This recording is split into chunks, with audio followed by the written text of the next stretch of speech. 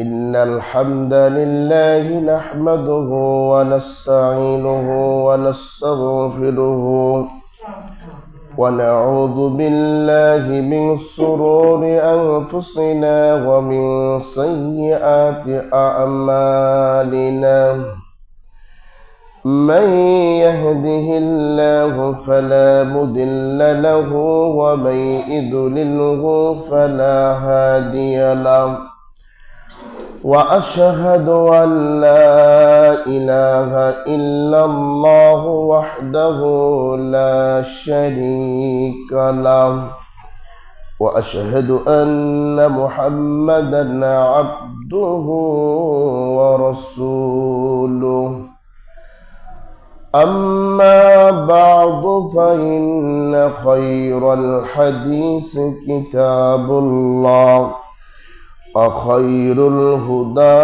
هدى محمد صلى الله عليه وسلم وشر الأمور محدثاتها وكل محدثة بدعة وكل بدعة ضلالة وكل ضلالة في النار. أعوذ بالله من الشيطان الرجيم. بسم الله الرحمن الرحيم. إنا أنزلناه في ليلة القدر وما أدراك ما ليلة القدر. ليلة القدر خير من ألف شهر تنزل الملائكة والروح فيها بإذن ربهم من كل أمر سلام هي حتى مطلع الفجر إلى آخر الآية. عن أبي هريرة رضي الله تعالى عنه قال قال رسول الله صلى الله عليه وسلم من قام ليلة القدر إيمانا واحتسابا غفر له ما تقدم من ذنبه. رواه متفق عليه. যাবতীয় প্রশংসা যাবতীয় গুণগান একমাত্র আল্লাহ সুবহানাহু ওয়া তাআলার জন্য, যার অশেষ মেহেরবানিতে আমরা হাজারো মুসলমানের মধ্য থেকে বাছাইকৃত হয়ে কিছু মুসলমান যথাসময়ে এই পবিত্র মসজিদে উপস্থিত হতে পেরেছি। যে মহান আল্লাহ সুবহানাহু ওয়া তাআলা এই পবিত্র মসজিদে উপস্থিত হওয়ার সুযোগ করে দিলেন, সে মহান আল্লাহর দরবারে শুকরিয়া জ্ঞাপন করছি। আমরা বলছি আলহামদুলিল্লাহ। রাসূলের প্রতি দুরূদ ও সালাম বর্ষিত হোক। আমরা বলছি সাল্লাল্লাহু আলাইহি ওয়াসাল্লাম। বিভক্ত হবে।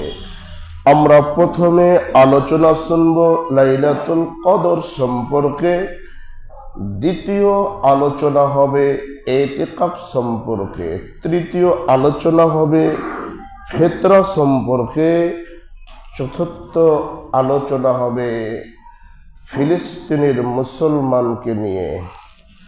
আল্লাহ সুবহানাহু ওয়া তাআলা আমাদেরকে আজকের বিষয়টি ভালোভাবে বলার শক্তি দান করুক। সকলে বলছি আল্লাহুম্মা আমিন। সম্মানিত উপস্থিতি, আজকের বক্তব্য খুবই গুরুত্বপূর্ণ। মনোযোগ দিয়ে শুনতে হবে, তাহলে আপনার কিছু উপকার হবে। মনোযোগ দিয়ে শুনলে আপনি কিছু পাবেন, আর মনোযোগ দিয়ে না শুনলে আপনি কিছুই পাবেন না, আপনি মাহরুম হয়ে যাবেন। সম্মানিত উপস্থিতি, রমজান মাস হচ্ছে 12 মাসের মধ্যে একটি গুরুত্বপূর্ণ মাস। সবচেয়ে মর্যাদাপূর্ণ, বরকতময়, রহমতের মাস, দয়ার মাস হচ্ছে রমজানুল মুবারক। রমজানুল মুবারকে কিছু অতিরিক্ত এভাবে তারাবির সালাত আদায় করে থাকি না। রমজান মাসে একটি রাত রয়েছে, তার নাম হচ্ছে লাইলাতুল কদর, যা অন্যান্য কোনো মাসের মধ্যে নেই। এই জন্য রমজান মাস অন্যান্য মাসের চাইতে মর্যাদার দিক দিয়ে, সম্মানের দিক দিয়ে অনেক উঁচু পর্যায়ের। আল্লাহ সুবহানাহু ওয়া তাআলা পবিত্র কোরআনুল কারীমের মধ্যে বলছেন, ইন্না আনসালনাহু ফি লাইলাতিল কদর, নিশ্চয় আমি লাইলাতুল কদর রাত্রে, নিশ্চয় আমি সবে কদরে পবিত্র কোরআনুল কারীমকে অবতীর্ণ করেছি। একথা বলেই আল্লাহ সুবহানাহু ওয়া তাআলা বলছেন, ওয়ামা আদরাকা মা লাইলাতুল কদর, নবী হে তুমি কি জানো লাইলাতুল কদরটা কি? লাইলাতুল কদর সম্পর্কে কি জানা আছে? লাইলাতুল কদর কি জিনিস? আপনার সামনে, আমার সামনে একজন দামি মানুষ যদি উপস্থিত হয়, আর যদি তার সম্পর্কে আমার জানা না থাকে, তাহলে হয়তোবা তাকে ভালোভাবে সম্মান করতে পারবো না, হয়তোবা তাকে ভালোভাবে মর্যাদা দিতে পারবো না। যখন আমি জানবো, সম্মানিত উপস্থিতি, লাইলাতুল কদর সম্পর্কে আল্লাহ সুবহানাহু ওয়া তাআলা আল্লাহ নবীকে বলছেন, নবী হে তুমি কি জানো লাইলাতুল কদরটা কি জিনিস, এর সম্মান কত, এর মর্যাদা কত? লাইলাতুল কদরি খায়রুম মিন আলফি শাহর, লাইলাতুল কদর হচ্ছে 1000 মাস অপেক্ষা শ্রেষ্ঠ। 1000 মাস ইবাদত বন্দেগী করলে যত সওয়াব হয়, একটি রাত পেয়ে গেলে ওই রাতের সওয়াব তার চাইতে বেশি হয়। উত্তরণ করেন, সালামুন, এ রাত হচ্ছে শান্তিময়, এ রাত হচ্ছে বরকতময়, হিয়া মাতলাইল ফাজর, এই রাত থাকবে ফজর উদয় হওয়া পর্যন্ত। সম্মানিত উপস্থিতি, এতক্ষণ পর্যন্ত আমরা সূরা কদরের অনুবাদ শুনলাম। সূরা কদরের মধ্যে কয়েকটি কথা। এক নম্বর কথা হচ্ছে, আল্লাহ তাআলা মহান গ্রন্থ পবিত্র কোরআনুল কারীমকে অবতীর্ণ করেছেন কখন? লাইলাতুল কদর রাত্রে। 2 নম্বর এই জায়গা থেকে পেলাম যে লাইলাতুল কদর রাত্রিটি হচ্ছে 1000 মাস অপেক্ষা উত্তম। 1000 মাস সমান হচ্ছে 30,000 মাস। কত? 30,000।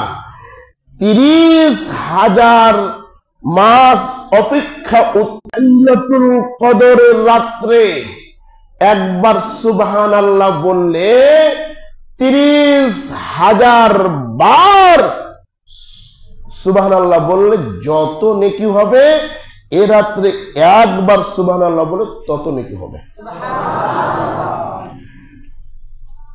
লাইলাতুল কদর রাত্রে 1 রাকাত সালাত আদায় করলে যত নেকি, 30,000 রাত এত রাকাত সালাত আদায় করলো এই 1 রাকাতের সমান হবে না। এর নাম হচ্ছে লাইলাতুল কদর। লাইলাতুল কদরকে যদি আপনি একসাথে, এই 1000 মাসকে যদি আপনি বছরের দিক দিয়ে ভাগ করতে যান, তাহলে 85 বছর হয়তো বা হতে পারে।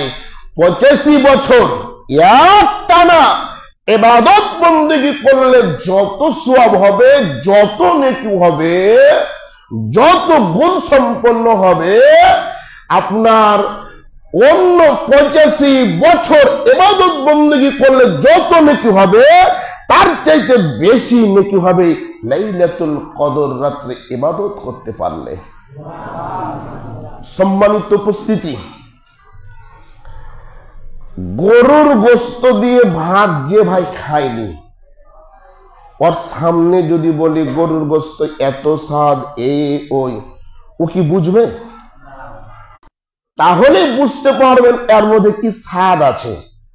আর আপনি ঢুকতে না পারেন, আমি মাসুদ কেন পৃথিবীর সবচেয়ে বড় আলেম আপনার সামনে ওয়াজ করবে, আপনার হৃদয়ের কিছুই হবে না। এক হুজুর খালি এগুলাই কয়। কথা বুঝতে পেরেছেন? কিন্তু এর মধ্যে ঢুকতে হবে, এর স্বাদকে তৃপ্তিবার আপনার কাছে উপস্থিত হবে, আপনি কোনো তৃপ্তি পাবেন না। এর মধ্যে ঢুকতে হবে, বুঝতে হবে। যেদিন আপনি পাপ আর নেকির মধ্যে পার্থক্য করতে শিখবেন এবং নিজে পাপ থেকে বাঁচতে পারবেন, নেকির জন্য প্রস্তুত হতে পারবেন, সেই দিন লাইলাতুল কদরের মর্যাদা আপনি বুঝতে পারবেন। তাছাড়া নয়, তাছাড়া আপনি কিচ্ছু বুঝতে পারবেন না। সম্মানিত উপস্থিতি, এবার আপনি আসেন লাইলাতুল কদরকে উপলক্ষ করে কি আমল করা যেতে পারে, কি কর্ম করা যেতে পারে।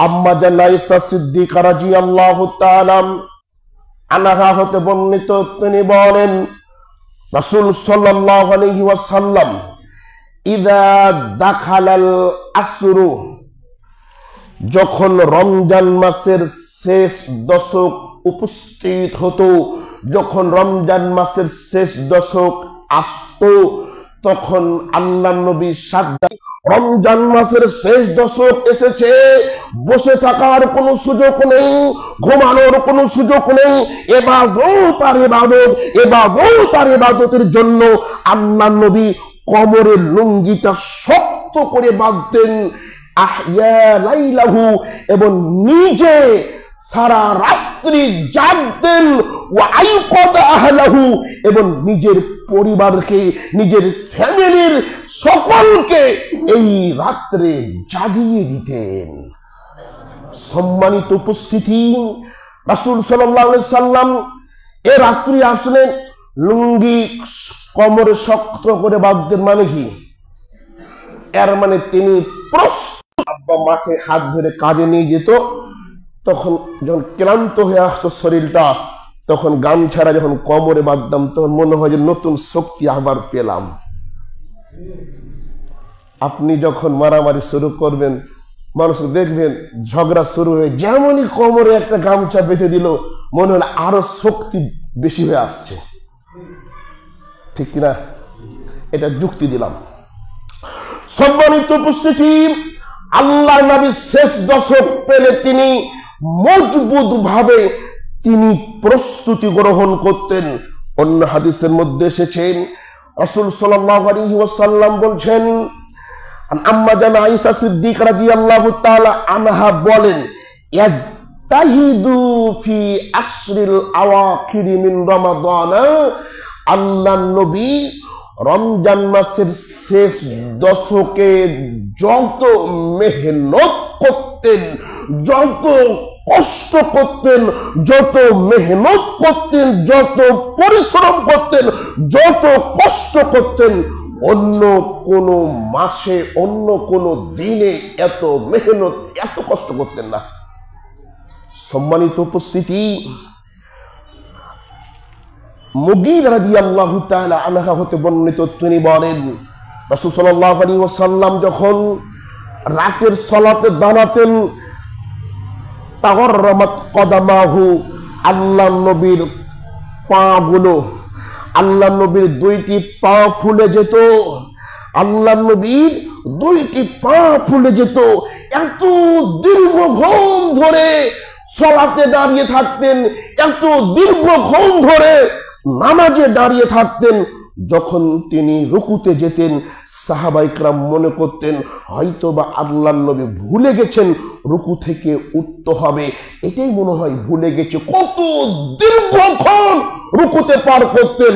আবার যখন সাজদায় যেতেন তখন সাহাবায়ে কেরাম মনে করতেন হয়তোবা আল্লাহর নবী ভুলে গেছেন যে সাজদা থেকে উঠতে হয়।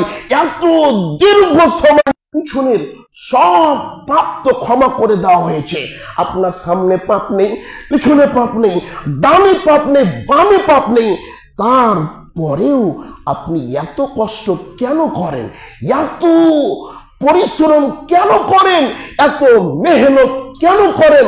তখন আল্লাহর নবী বলেছিলেন আফালা আকুন আবদান শাকুরান, আমি কি আল্লাহর একজন শুকরিয়া জ্ঞাপনকারী বান্দা হব না? সুবহানাল্লাহ। তাহলে শেষ দশক আসলেন, রমজান মাসের শেষ দশক আসলে রুকু সাজদা নামাজ হবে অন্যান্য রাতের চাইতে, অন্যান্য মাসের চাইতে ভিন্ন রূপে।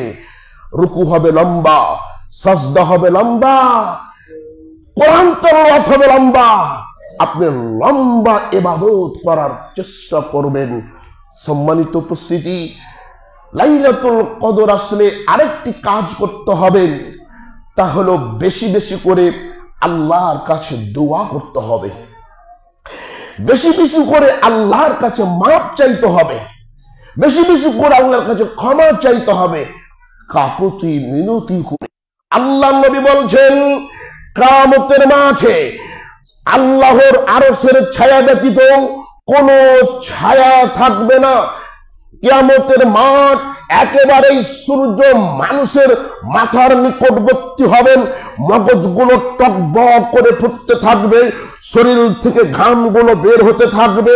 কারো ঘাম হবে টাকনু পর্যন্ত, কারো ঘাম হবে হাঁটু পর্যন্ত, কারো ঘাম হবে কোমর পর্যন্ত, কারো ঘাম হবে কান পর্যন্ত, কেউ ঘামে হাবুডুবু খাবে। আল্লাহর নবী বলছেন এই বিপদের সময়, এই মুসিবতের সময়, এই বিপদের সময়, এই মুসিবতের সময় কোনো ছায়া থাকবে না, কোন প্রকার ছায়া থাকবে না যে মানুষ একটু আশ্রয় গ্রহণ করবে। 7 শ্রেণীর মানুষকে আল্লাহ সুবহানাহু ওয়া তাআলা কিয়ামতের দিন তার আরশের নিচে স্থান দিবে। তার মধ্যে অন্যতম হলো যে ব্যক্তি নির্জনে বসে বসে, একা একা বসে বসে আল্লাহকে স্মরণ করে চোখের পানিগুলো ছেড়ে দিয়ে কাঁদতে পারে। সম্মানিত উপস্থিতি, লোকালয়ে জনসমাজে একত্রিত হয়ে যত কাঁদা না যায়, নির্জনে বসে আপনার পাপের কথা আপনি জানেন, আপনার অন্যায়ের কথা আপনি জানেন, আপনার ভুলের কথা আপনি জানেন, আপনার পাপের কথা একমাত্র আল্লাহ জানে, আপনার ভুলের কথা একমাত্র আল্লাহ জানে। আল্লাহকে বলেন আল্লাহ তুমি জানো আমি কত বড় অপরাধী, আল্লাহ তুমি জানো আমি কত বড় পাপী, আল্লাহ তুমি জানো আমি কত বড় গুনাহ করেছি।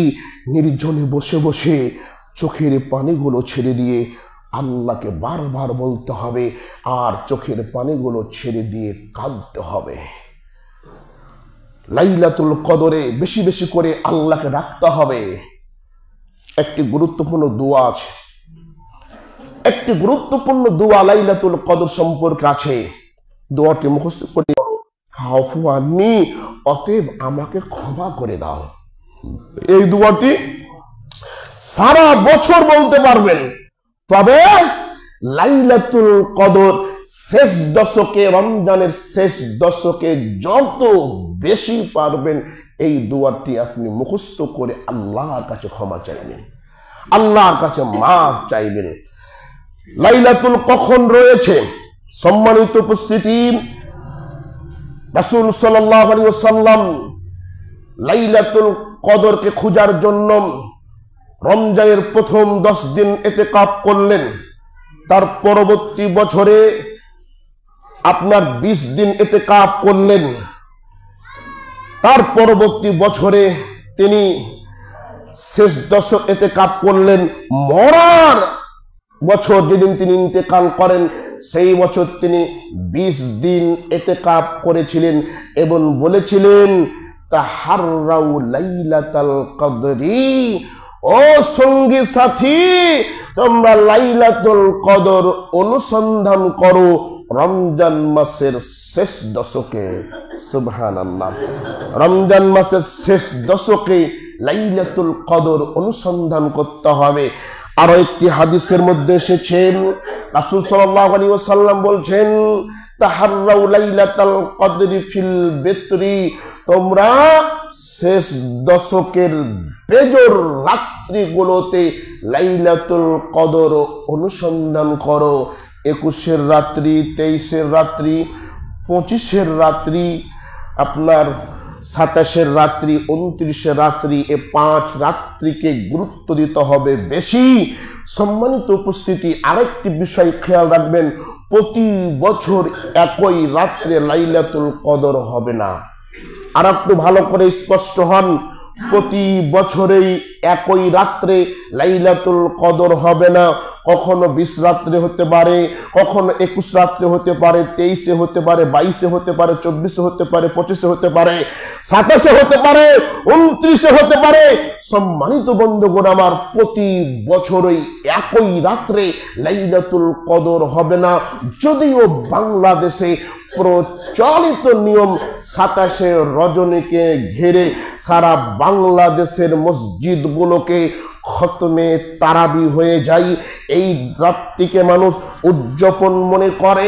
এই রাতটিকে হওয়ার পরে দিনের বেলা সারা বাংলাদেশের অফিস আদালত বন্ধ থাকে। তারা মনে করে যে লাইলাতুল কদর হয়তো বা 27 রজনীতে হতে পারে। বন্ধু, নিজের মনের খেয়াল অনুসারে একটি রাত্রিকে নির্ধারণ করিয়েন না। আল্লাহ নবীকে লাইলাতুল কদর রাত্রিটা স্বপ্নে দেখানো হয়েছিল। আল্লাহ নবী সে রাত্রি কথাটাও মনে ছিল লাইলাতুল কদর কোন রাত্রে হবে। তিনি এই সংবাদ সাহাবাই কিরামদের কাছে বলার জন্য বাড়ি থেকে বের হলেন। পথিমধ্যে দেখলেন 2 জন সাহাবী কোনো বিষয় নিয়ে তর্ক বিতর্ক করছে। আল্লাহ নবী ওই জায়গায় উপস্থিত হলেন। ওই জায়গায় উপস্থিত হওয়ার সময় আল্লাহ তাআলা তিনার অন্তর থেকে লাইলাতুল কদরের নির্ধারিত সময়টাকে ভুলিয়ে দিলেন এবং বললেন, এর মধ্যে তোমাদের জন্য কল্যাণ আছে।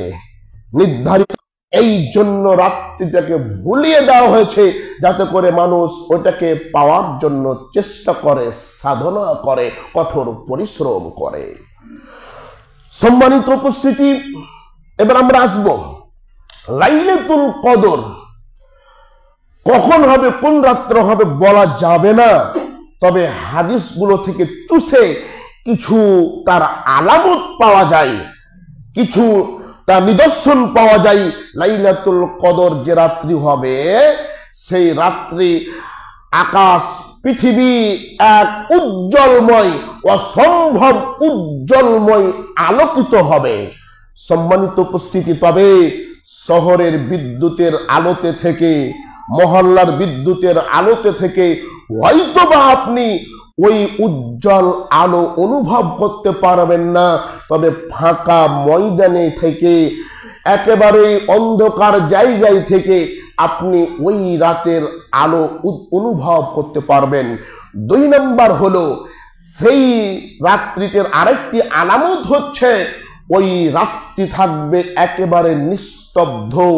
কোনো প্রকার ঝড় হবে না, কোনো প্রকার কাল বৈশাখী হবে না, একেবারেই নাতিশীতোষ্ণ হয়ে থাকবে, না গরম না ঠান্ডা, না গরম না ঠান্ডা, একেবারে নিস্তব্ধ নাতিশীতোষ্ণ হয়ে থাকবে। সম্মানিত উপস্থিতি, বন্দিগি করে শান্তি পাবে না। সম্মানিত উপস্থিতি, ওই রাত্রে বৃষ্টি হতে পারে, আকাশ থেকে কিছু বৃষ্টি নামতে পারে।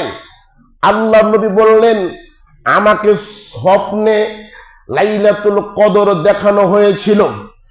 আমি যখন সকাল করলাম তখন দেখলাম আমি কাদা পানিতে সিজদা করছি, কাদা পানিতে সিজদা রয়েছে।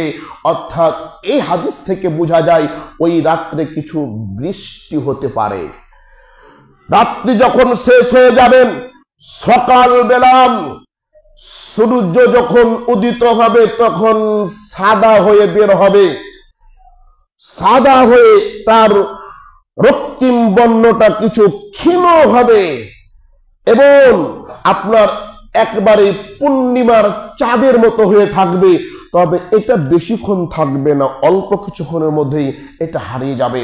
সম্মানিত উপস্থিতি, এই লক্ষণগুলো হচ্ছে আপনার লাইলাতুল কদর রাত্রের আলামত।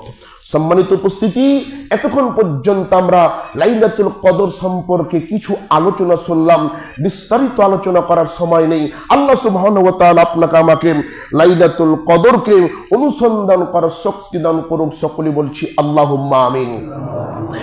লাইলাতুল কদর পর অন্যতম সন্ধান করেছেন আপনার ইতিকাফ অবস্থায়, তিনি ইতিকাফ থেকে লাইলাতুল কদরকে অনুসন্ধান করেছেন।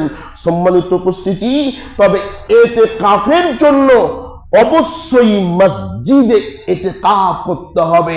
আল্লাহ সুবহানাহু ওয়া তাআলা বলছেন, ওয়ালা তুবাশিরুহুন্না ওয়া আনতুম আকিফুনা ফিল মাসাজিদ, তোমরা মসজিদে ইতিকাফ অবস্থায় থেকে, মসজিদে ইতিকাফ অবস্থায় থেকে স্ত্রী মিলন করিও না। সম্মানিত উপস্থিতি, আমরা উক্ত আয়াত থেকে বুঝতে পারলাম যে ইতিকাফের জন্য মসজিদ শর্ত, মসজিদ শর্ত, মসজিদেই ইতিকাফ করতে পারবে। মা বোন যদি ইতিকাফ করতে চাই তাহলে তারাও ইতিকাফ করতে পারবে, তবে মসজিদে ইতিকাফ করতে হবে। বাড়ির ঘরের কোণে বসে কখনো ইতিকাফ হবে না। বাড়ির ঘরের কোণে মসজিদে বসে ইতিকাফ করতে পারবেন এবং স্বামীর অনুমতি নিয়ে আপনি মসজিদে ইতিকাফ করতে পারবেন। সম্মানিত উপস্থিতি, অবশ্যই আপনাকে মসজিদ শর্ত হতে হবে। আর জামে মসজিদ এবং ওয়াক্তে মসজিদ, সবচাইতে উত্তম হলো জামে মসজিদে ইতিকাফ করতে হবে। যেখানে জামাত কায়েম রয়েছে সেখানে ইতিকাফ করা ভালো, তবে ওয়াক্তে মসজিদে জায়েজ করা যেতে পারে, তবে সবচাইতে উত্তম, সবচাইতে শ্রেষ্ঠ হচ্ছে জামে মসজিদে ইতিকাফ করা। সম্মানিত উপস্থিতি, বাংলাদেশে একটি কথা প্রচলন আছে, বাংলাদেশের মধ্যে একটি ইতিকাফকে নিয়ে কথা প্রচলন রয়েছে, যার পক্ষে কোনো সহি প্রমাণ নেই, যা মানুষের বানোয়াট ভিত্তিহীন। তা হলো কি, এক মহল্লা থেকে একজন হলেও ইতিকাফ করতে হবে। ইতিকাফ না করলে ওই মহল্লাবাসী গুনাহগার হয়ে যাবে, ওই মহল্লাবাসী অপরাধী হয়ে যাবে। এই জন্য বিভিন্ন জায়গাতে দেখতে পাওয়া যায় ইতিকাফ করার জন্য কোনো কাউকে না পেলে ভাড়া করে হলেও কাউকে ইতিকাফে বসানো হয়। কথা বলেন ঠিক না বেঠিক? ঠিক না? অথচ এটার সহি প্রমাণ নেই। ইতিকাফ যে করবে তার জন্য সওয়াব, বা যে কাজগুলো করা যেতে পারে, ইতিকাফ অবস্থায় মৃত্যুর জানাজায় উপস্থিত হওয়া যাবে না। মানুষ মারা গেছে, জানাজায় উপস্থিত হওয়া যাবে না। ইতিকাফ অবস্থায় মানুষ অসুস্থ হয়েছে, সেবা করা যাবে না। হায়েজ অবস্থায়, নেফাস অবস্থায় ইতিকাফ করা যাবে না। বিনা প্রয়োজনে মসজিদের বাইরে যাওয়া যাবে না, বিনা প্রয়োজনে মসজিদের বাইরে যাওয়া যাবে না। মসজিদের মধ্যেই যদি বাথরুম, গোসলখানা থাকে তো আলহামদুলিল্লাহ, মসজিদের বাইরে বিনা প্রয়োজনে আপনি বের হবেন না। আর যদি মসজিদে যদি বাথরুম, গোসলের ব্যবস্থা না থাকে তাহলে আপনি কিছু সময়ের জন্য বাড়ি থেকে গোসল করে আসতে পারবেন, এটা পরবর্তী সময়ে। কিন্তু মসজিদে যদি গোসলের ব্যবস্থা থাকে, বাথরুমের ব্যবস্থা থাকে, তাহলে আপনি মসজিদ থেকে বিনা প্রয়োজনে বাড়ির বাইরে যাবেন না। তবে আম্মা জান আয়েশা সিদ্দিকা রাদিয়াল্লাহু তাআলা আনহা বলছেন, আল্লাহর নবী যখন ইতিকাফ করতেন আমি তখন তার কাছে যেতাম, আল্লাহর নবী তার মাথাটা একটু বের করে দিতেন, তখন আমি তার চুলগুলোকে আঁচড়িয়ে দিতাম। ওয়ান হাইজ, আমি তখন হাইজ অবস্থায় থাকতাম। আপনি কি বুঝতে পারলেন? অর্থাৎ কোনো প্রেমময় কোন প্রকার চুম্বন আলিঙ্গন করা থেকে বিরত থাকতে হবে। আপনার যদি কিছু প্রয়োজন থাকে সাংসারিক, আপনার স্ত্রী আপনাকে সে বলতে পারে, আপনি তার সমাধান দিতে পারেন, তবে আলিঙ্গন করা থেকে, চুম্বন করা থেকে, প্রেমময় আলোচনা করা থেকে আপনাকে বিরত থাকতে হবে।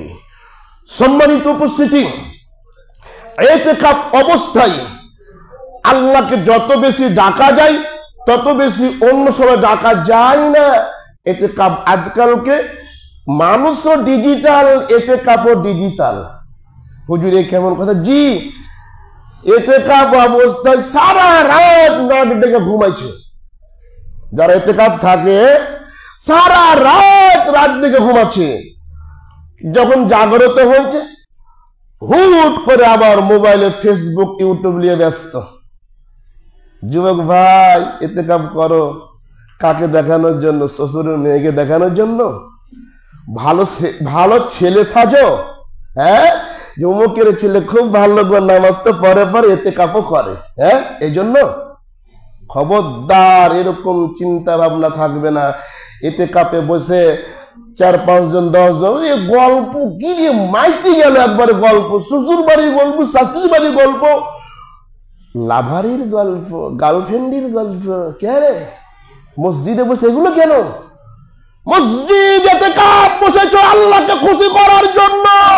তোমার 24টা ঘন্টা ইবাদতের মধ্যে কাটবে, তোমার ঘুমটা হবে ইবাদতের মধ্যে, তোমার খাবারটা হবে ইবাদতের মধ্যে, তোমার কথা হবে ইবাদতের মধ্যে। তুমি আলতু ফালতুর জন্য তুমি ইতিকাফে বসিও না। সম্মানিত উপস্থিতি, ইতিকাফে বসে সুযোগ পেয়েছেন, ইতিকাফে বসে প্রেমের আলোচনা করি 1-2 ঘন্টা ধরে, হ্যাঁ, খবরদার এগুলো করা যাবে না। এগুলো করলে ইতিকাফ নষ্ট হয়ে আসবে। ইতিকাফে কি করতে হবে? যারা ইতিকাফ করবেন তারা কি করবেন? নফল ইবাদত বন্দেগী যত বেশি পারেন করবেন। নফল ইবাদত বন্দেগী যত বেশি পারেন করবেন। রুকু করবেন লম্বা, সাজদা হবে লম্বা, কোরআন তেলাওয়াত হবে লম্বা, হাত তুলে দোয়া যত বেশি পারেন করেন। ওইখানে হাত তুলে দোয়া নিয়ে কোনো মারামারি নাই। ইতিকাফে বসে একা একা হাত তুলে দোয়া করবেন, কাঁদবেন, কোনো মারামারি নেই। বেশি বেশি করে বলবেন সুবহানাল্লাহ, আলহামদুলিল্লাহ, আল্লাহু আকবার, লা ইলাহা ইল্লাল্লাহ, সুবহানাল্লাহি ওয়া বিহামদিহি, সুবহানাল্লাহিল আযীম। সাইয়্যিদুল ইস্তিগফার যারা পারেন তারা পড়বেন আল্লাহুম্মা আনতা রাব্বি লা ইলাহা ইল্লা আনতা খালাকতানি। এই বলে শেষ পর্যন্ত যে দোয়াটা আছে এই দোয়া পড়বেন। সম্মানিত উপস্থিতি, যারা কোরআন তেলাওয়াত করতে পারেন তারা ইতিকাফে বেশি অধিকাংশ সময় কোরআন তেলাওয়াত করবেন। অধিকাংশ সময় বসে বসে কোরআন তেলাওয়াত করবেন। কোরআন তেলাওয়াত করতে করতে হালকা শরীরটা ক্লান্ত হয়ে আসলো, উঠেন, একটু উজু করে আসেন, উজু করে এসে আবার সালাত আদায় করেন, আবার আপনি ইবাদতের জন্য মশগুল হন। এবার ঘুম চলে আসছে, এবার আপনি কিছুক্ষণ ঘুমিয়ে যান। এই ঘুমটাও তখন আপনার ইবাদত হয়ে যাবে। ঘুমটা কি হয়ে যাবে তখন? ইবাদত হয়ে যাবে। মুসলমানের প্রত্যেক আমি সম্মানিত উপস্থিতি, তাহলে আমরা যারা ইতিকাফ করার ইচ্ছা করছি তারা কখন থেকে ইতিকাফ আসবে? জি, আপনি ইতিকাফ শুরু করবেন 20 রমজান দিবাগত রাত্রে। যখন আপনার 20 রমজান শেষ হয়ে 21 রাত্রি আগমন করবে, ভালো করে বুঝেন, আজকে 20 রমজান, আজকে দিন শেষ হয়ে যখন সূর্য ডুবে যাবে তখন 21 রমজানের রাত্রি শুরু হয়ে গেল। যারা ইতিকাফ করবেন তারা আপনার ইফতার খোলার আগেই প্রস্তুতি নিয়ে মসজিদে প্রবেশ করবেন। সূর্য ডুবার আগেই, আপনার 21 রাত্রি শুরু হওয়ার আগেই, ইফতার খুলিবার আগেই আপনি মসজিদে আপনার পুটলা পাটলি যা আছে নিয়ে এসে মসজিদে উপস্থিত হবেন। কখন আপনি যাবেন? যখন আপনি শুনতে পেয়েছেন যে শাওয়ালের চাঁদ উঠে গেছে, রমজান মাস শেষ হয়েছে, শাওয়ালের চাঁদ দেখা গেছে, তখন আপনি আনন্দে চিত্তে বাড়ি ফিরে যাবেন। বুঝতে পেরেছেন তো? এ হলো বিষয়। আল্লাহ সুবহানাহু ওয়া তাআলা আপনাকে আমাকে সকলকে 10টি অথবা 9টি হতে পারে সারাদিন কাজে ব্যস্ত থাকেন, ইতিকাফ করতে পারেন না, রাত্রিটা মসজিদে এসে কাটানোর চেষ্টা করুন। রাত্রিটা মসজিদে এসে ইবাদত করার চেষ্টা করুন। দিনের বেলায় আপনি ইতিকাফ করার সুযোগ নেই, আপনি অনেক ব্যস্ত মানুষ, দিনের বেলায় সাংসারিক কাজ করলেন, দুনিয়াবি কাজ করলেন, রাতে এসে রাত্রিটা মসজিদে কাটানোর চেষ্টা করুন। আল্লাহ আপনাকে কবুল করবে। বন্ধুরে, কষ্ট লাগে তখন লাইলাতুল কদর রাত্রি জাগতে আসে ছোট্ট ছোট্ট ছেলেরা আর মুরব্বী কাকুরা বাড়িতে নাক ডেকে ঘুমায় প্রত্যেকটা মসজিদে। কোন তো ঠিক কিনা? ছোট্ট ছেলেটা কি পাপ হয়েছে? ও তো মাসুম। 27 রমজান বাংলাদেশে একটি প্রথা, 27 রমজানে লাইলাতুল কদর দেখি ছেলেরা, ছোট্ট ছেলেরা, মধ্য বয়সী মানুষেরা এ রাতকে রাতই মনে করে না। কি মনে করেন আপনি নিজেকে? খুব দামি মনে করেন? আপনার চোখ বন্ধ হয়ে গেলে, নিঃশ্বাস বন্ধ হয়ে লাঠি মেরে আপনার উড়িয়ে দেওয়া হবে। মানুষ মনে করেন আপনি নিজেকে? এতদিন যা করেছেন করেছেন, এই শেষ দশককে নিজের মতো করে সাজিয়েলেন, কাঁদেন, আল্লাহকে বলেন, আল্লাহ রমজান মাস আর পাবো কি? আমি কি আর জীবনে রমজান মাস পাবো? ভাই, আজকে আপনার সামনে কথা বলছি, যদি আমার হায়াত না থাকে তাহলে হয়তো বা আর আগামী রমজানে দাঁড়িয়ে কথা বলতে পারবো না। যদি আমার হায়াত শেষ হয়ে যায় রমজান আসার আগেই, হয়তো বা যদি মরণটা বাড়িতে হয় তাহলে 3টা কাপড় কাফন হতে পারে, বাড়িতে না হলে মাছের পেটে কবর হতে পারে, বাড়িতে না হলে বাঘের পেটও হতে পারে। এমন এমন সময় মরণ হলো, মুখে পানি দেওয়ারও কেউ থাকবে না। দোস্ত, এমন সময় মানুষ এমন মরণ হয়ে যায়, ও যে মনের কথাটা বলবে এটাও বলার সুযোগ থাকে না। এজন্য প্রস্তুতি গ্রহণ করে। এবার আপনি আসেন, ফিতরা সম্পর্কে আলোচনা করেছি আমি, তারপর একটু বলছি। ফিতরা হচ্ছে একটা ফরজকৃত বিষয়। কাকে দিতে হবে? মুসলমানের গোলাম আজাদ, গোলাম আজাদ মুক্ত মানুষ, পুরুষ নারী, ছোট বড়, গরিব ফকির মিসকিন, যেই মুসলমান তাকেই ফিতরা আদায় করতে হবে। ঈদগাহে যাওয়ার আগে যদি ছোট্ট একটি মাসুম সন্তান পৃথিবীতে আসে, তাহলে ওই ছোট্ট বাচ্চাটারও কি দিতে হবে? ফিতরা দিতে হবে। যদি ঈদগাহে যাওয়ার আগেই কোনো মানুষ মরে যায় তাহলে তার ফিতরা লাগবে না, তার ফিতরার প্রয়োজন নেই। কিন্তু যদি জন্মগ্রহণ করে তাহলে তার ফিতরা দিতে হবে। ফিতরা দিতে হবে কখন? ফিতরা দিতে হবে ঈদের দিন সকাল থেকে। ফিতরা খাইতে হয় কি না খেতে হয় বুঝেন আপনি? কেন ফিতরা দিলেন আপনি? আপনি ফিতরা দিবেন ঈদের দিন সকাল থেকে নিয়ে ঈদগাহে যাওয়ার আগ পর্যন্ত। 2 অথবা ঈদের 2 দিন আগে থেকে ফিতরা দিবেন। আপনি আগে কেন ফিতরা দিলেন? এটা কি ফিতরা হলো? এটা ফিতরা হয়নি, আপনি আবার ফিতরা দেন। ওটা কি হয়েছে? ওটা আপনার দান হয়ে গেছে, গরিব মিসকিনকে দিয়েছেন, গরিব মিসকিন পেয়ে একটু পকেট ভরে নিয়েছে, খুব খুশি হয়েছে, ওই যে ভালো খুশি, আপনিও খুশি। ওটা নফল সাদকা দান হয়ে গেছে। যারা এখন পর্যন্ত ফিতরা আদায় করেছেন, আবার দ্বিতীয়বার ফিতরা দেন, আপনাকে আবার ফিতরা দিতে হবে। এটাই কথা, এটাই অটুট। পৃথিবীর কোনো মায়ের বেটার ক্ষমতা নাই এই কথা পরিবর্তন করতে পারে। আপনাকে আবার ফিতরা দিতে হবে। ওস্তাদজি টাকা দিয়ে কি ফিতরা দিব? সেদিন বলেছি টাকা দিয়ে ফিতরা হবে না, হবে না। ও বাইতুল মোকাররমের ইমাম হলো কি হবে? আরে সারা পৃথিবীর ইমাম যদি একসাথে বলে টাকা দিয়ে ফিতরা দিতে হবে।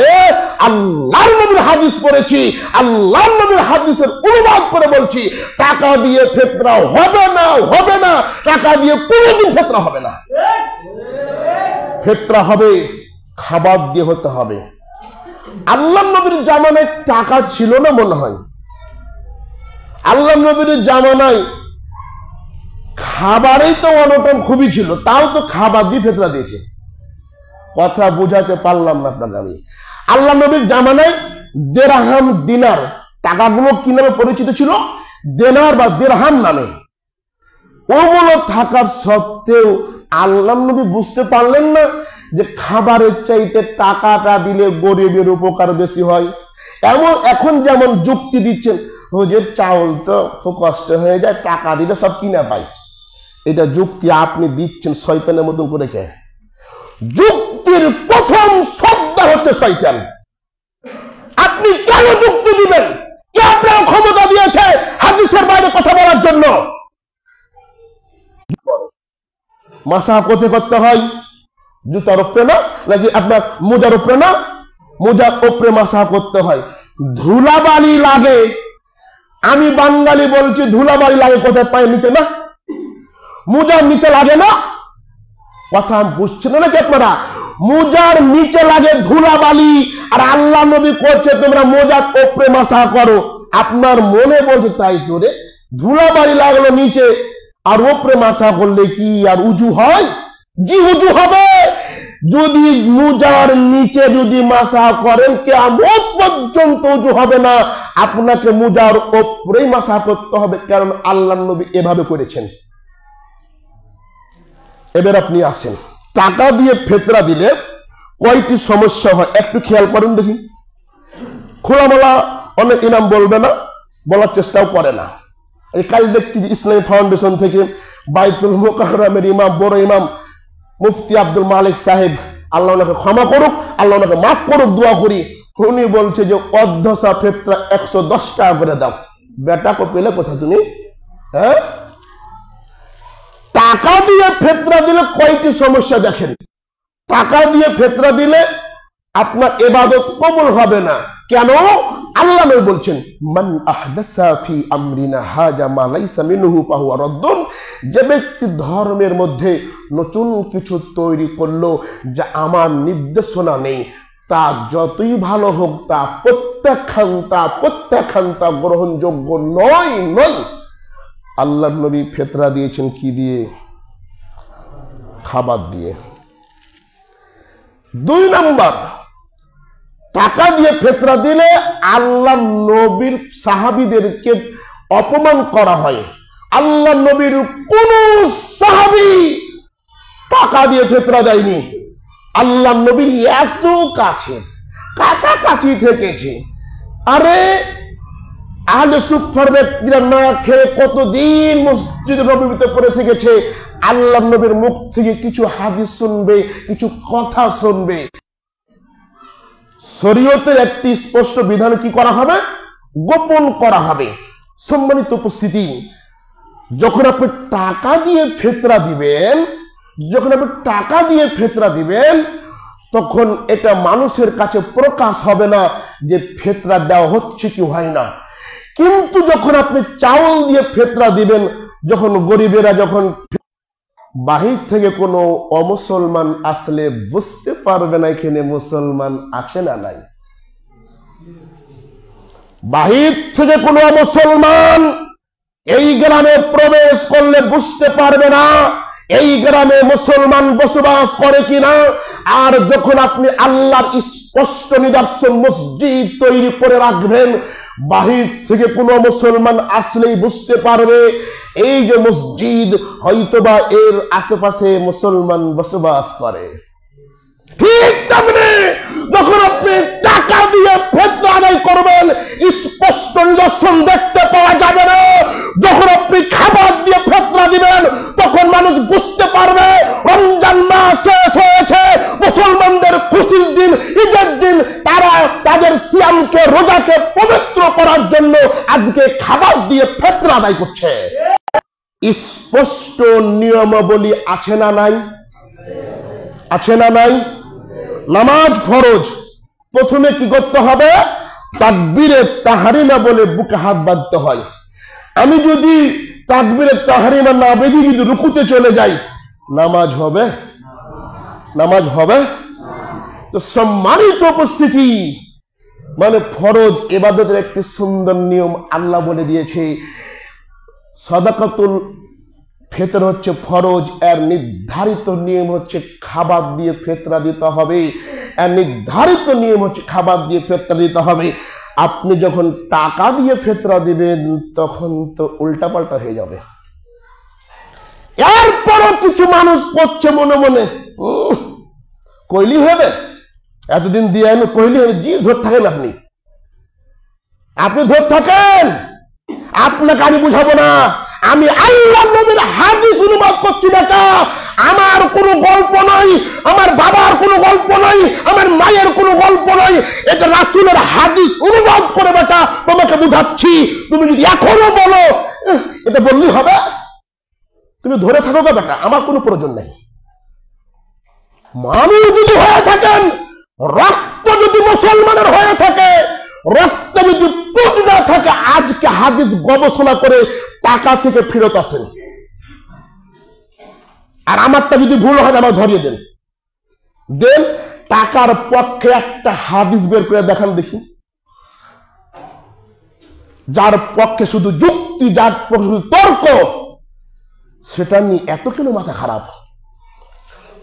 সম্মানিত উপস্থিতি, আমরা ফিতরা আদায় করব রাসূলের পদ্ধতি অনুযায়ী ইনশাআল্লাহ। এবার আপনি আসেন, ফিলিস্তিন মুসলমানকে সারা পৃথিবী থেকে কিভাবে ধ্বংস করা যায় সবাই একজোট হয়েছে। আজ জাতিসংঘের চোখে পড়ে না ফিলিস্তিনের কত মুসলমান মারা যাচ্ছে। আজ জাতিসংঘের চোখে পড়ে না কত মুসলমানকে বম মেরে উড়িয়ে দেওয়া হচ্ছে। আজ জাতিসংঘের চোখে পড়ে না কত টাকা খরচ করা হচ্ছে।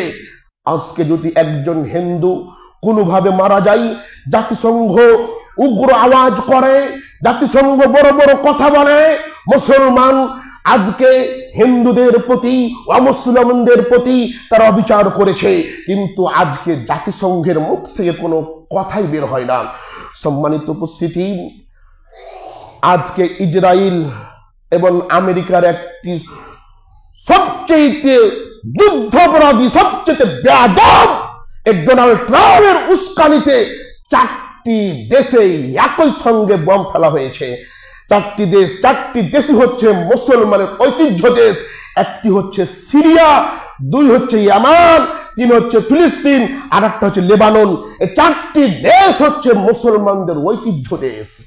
সম্মানিত উপস্থিতি, আজ আপনি একদল করছেন, আমি একদল করছি, দলে দলে বিভক্ত হয়ে আজকে আমরা কামড়া কামড়ি করছি, আজকে আমরা মারামারি করছি। অথচ আজকে মুসলমান কতটা কষ্টের মধ্যে রয়েছে, কতটা বেদনার মধ্যে রয়েছে, আজ পর্যন্ত আমরা কিছু করতে পারছি না। আমরা দোয়া করি, আল্লাহ এই ফিলিস্তিনের তুমি বদরের মতন ফেরেশতা দিয়ে সাহায্য করো। আল্লাহ এই ফিলিস্তিনকে তুমি সেভাবে রক্ষা করো যেখানে তোমার হাজারো নবীর কবর রয়েছে। পানি থামা যায় না, ছোট্ট মাসুম বাচ্চাগুলো কাজ বম মেরে ফাটিয়ে দেওয়া হয়েছে। সম্মানিত উপস্থিতি, রাসূল সাল্লাল্লাহু আলাইহি ওয়াসাল্লাম বলেছেন, সেই পর্যন্ত কিয়ামত সংঘটিত হবে না, সেই পর্যন্ত কিয়ামত সংঘটিত হবে না যেই পর্যন্ত ইহুদিদের বিপক্ষে মুসলমানদের যুদ্ধ না হবে। ইহুদিদের বিপক্ষে মুসলমানদের যুদ্ধ না হবে। যখন মুসলমান এবং ইহুদিদের যুদ্ধ লাগবে তখন ইহুদিরা পলায়ন করতে থাকবে। পলায়ন করতে করতে তারা গাছের পিছনে দাঁড়াবে।